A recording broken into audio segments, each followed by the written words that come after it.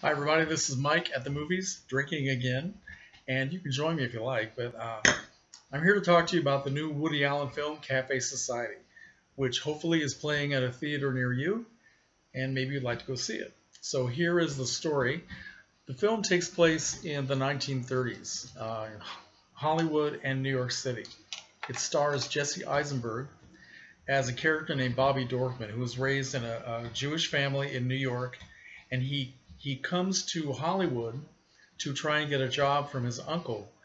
His uncle Phil Stern, played by Steve Carell, who was a high-powered Hollywood agent and knows everybody in town, and the type of guy who's very fast talking and is always name dropping big stars like Ginger Rogers and Joan Blondell and Betty Davis.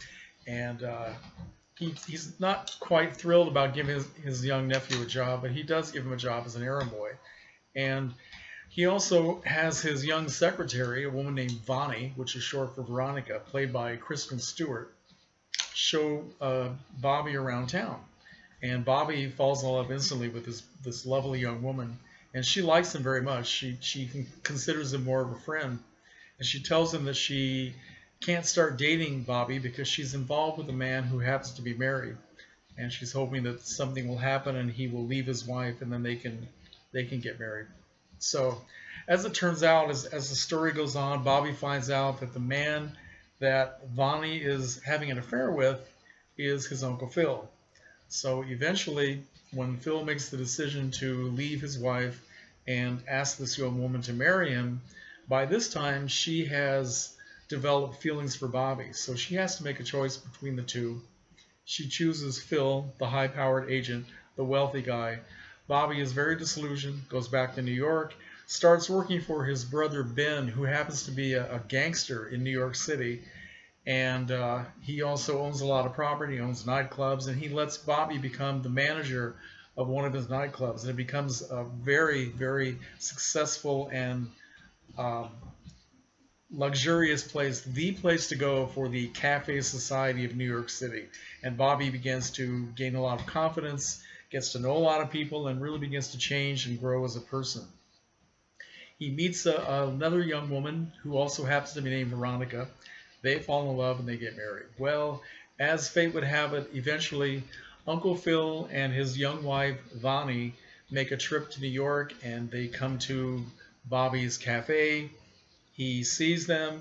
He finds that his the woman he is still kind of in love with has changed drastically. She's become every bit as pretentious as Uncle Phil, and she's constantly name dropping and she's dripping with diamonds and all this stuff. Yet he still has a feeling for her. So they have some encounters together, not sexual encounters. They don't cheat, but well, that's pretty much the way the story goes. And I don't want to give too much away. I've already given a lot away. Spoiler alert! Too late. Sorry, but the thing about this film is it is absolutely beautiful to look at. It does it works a miracle with cinematography and locations and set design, showing you 1930s Hollywood and 1930s New York. It's in beautiful color. It's just like a shimmering surface of a movie. Unfortunately, under the surface, for me, the story was very weak, and I consider it to be one of Woody Allen's less interesting films.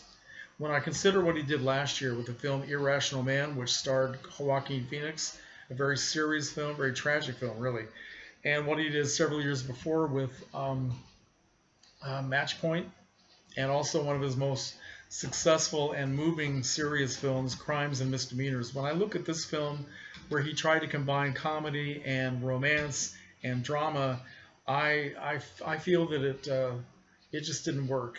So that's my criticism of the film. I'm not saying that people shouldn't go see it because the critical response and the audience response are very mixed on this film.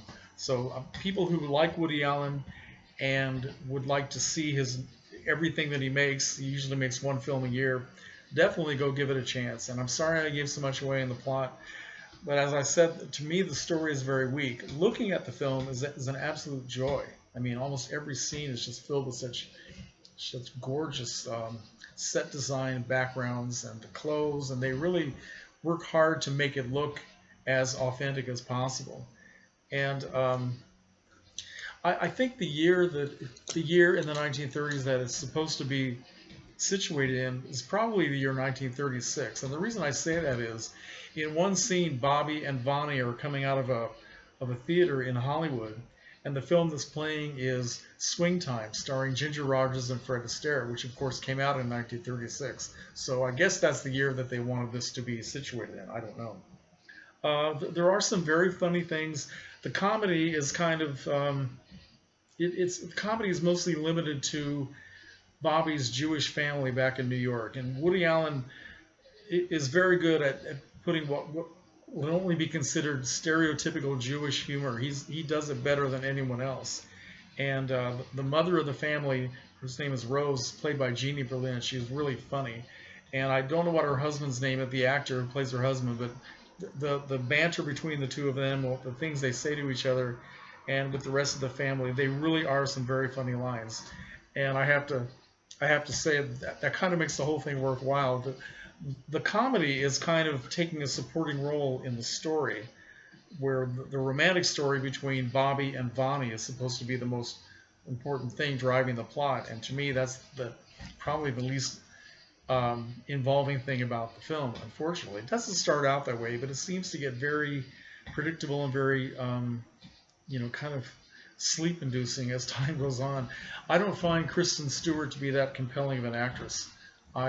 She's very pretty, but I don't really find her to be that interesting. Now, Jesse Eisenberg to me is a very good actor. He's a very interesting actor, but he delivers his lines so quickly. Everything seems to be at the same modulation, the same speed. There's no change up in his voice, in his reactions.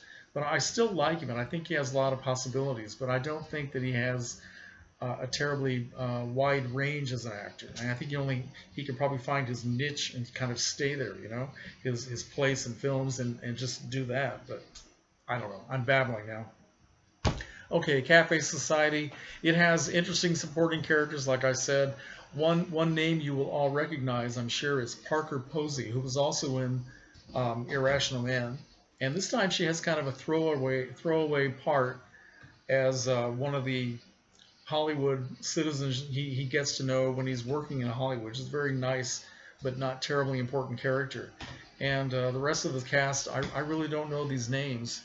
But there are some very funny bits, and just looking at the film is a real joy. So on that alone, I can recommend it. But I still think it's one of Woody Allen's weaker efforts. But since I'm kind of a Woody Allen completist, I will probably eventually buy the film, and then maybe when I watch it again, I'll have a different opinion. That happens to me quite a bit. So anyway, Cafe Society, written and directed by Woody Allen, starring Jesse Eisenberg, Kristen Stewart, Steve Carell. Give it a chance, or at least think about giving it a chance. Okay, thanks for watching.